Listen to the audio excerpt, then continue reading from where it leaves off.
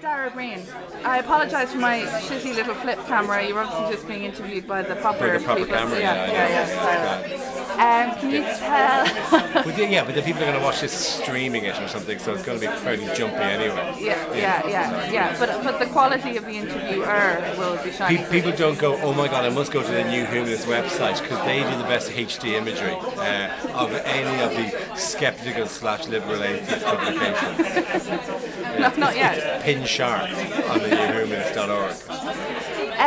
Can you tell us how did you get involved with all of this? It's kind of a natural fit for me because I have a lot of dweeby-based material. I have anti-God and pro-physics stuff anyway. So not being involved would be a bit of a waste of 10 minutes of stuff that would go down very, very well with this particular crowd. So it's also very, very nice to do a set that, with jokes I know that I will have more difficulty selling to a general crowd when I'm back on my own tour. I mean, they'll get it and I'll still do it. But here there's a kind of a slightly more, oh yeah, we know exactly what you mean. Oh yeah, of course, evidence-based medicine. I know what that is. And so you don't have to apologise for it as much for this crowd. So your material doesn't change that much for this particular kind of. No, well, I obviously here I specifically do the sciencey stuff, but I don't normally tailor it. You get to a stage where you want people to come to you rather than you going to them. So I don't play stag weekends anymore. So people have some sort of idea of what to expect when they come to a show. That they might get stuff like this. Yeah. There are nights where it's a tough sell. Nights like these, do you think they're important, or there is a touch of. There are nights. I think there's a general movement that nerds have taken over the world, and that they just realise it themselves. There's a lot of nonsense. There's a lot of froth and nonsense in the world, and a lot of industries, whether it's PR or free sheet newspapers or daytime television, telling us we should care about stuff which is genuinely nonsense, whether it's, X Factors or some people would say sport, although I love sport, like whatever, or, the Reiki and crystals and all that kind of nonsense. There's a lot of industries with the best interests, people who aren't that smart, and they can kind of get their head around crystals and then telling you should give a shit about this, like whatever. And it's good just to have a room where people can just get a breather from that and go, wow, that's actually proper smart. That's actually interesting and intelligent. And Dawkins just said something, or that's the thing that Simon Singh just did. And that is just nice to be in that company and not to have to apologise for it.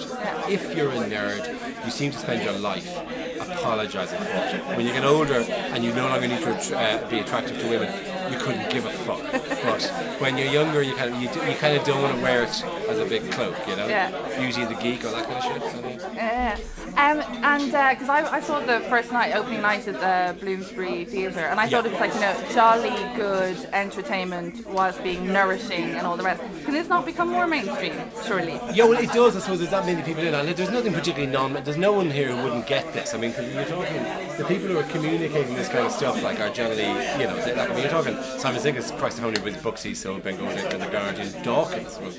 These aren't people who are obscure in how they explain things. You're talking relatively well-known mainstream comedy acts. It's not like it's not a conference that we're doing here. Let's not kid ourselves. And while there's a sense of, here I am in the same room with these people, we're not that smart. We aren't that. We just can, spin out a gag. So it's fun for us just to be in the company of people who are smart than us. But the stuff is very, very accessible and should be out there more. But without this compulsion to apologise for not giving a shit about who won X Factor. You did a pretty fantastic job at recovering the crowd on opening night with Johnny Bull, and your comparison with Iggle Piggle doing naughty things to himself. Which haunts me still. What do you say to some sort of comments on the web about kind of illiberal liberals and all the rest? Which is obviously not. It's not as anyway, given that Johnny's appeared for 3 further times. Johnny has spoken to people backstage about it. Johnny has not changed his views, and nor has he had to apologise for it. The audience only kind of got rid of him because he'd been on for 23 minutes at that stage, so frankly he was eating into people's time. But it wasn't, I think in that situation people try to play up, well, these are liberal atheists, as opposed to, these are those scientists.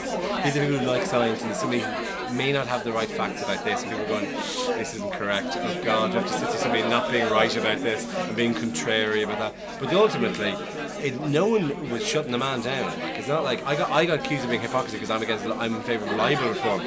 I didn't sue the man to let him not speak, There's a lot of stupidity on that side of it.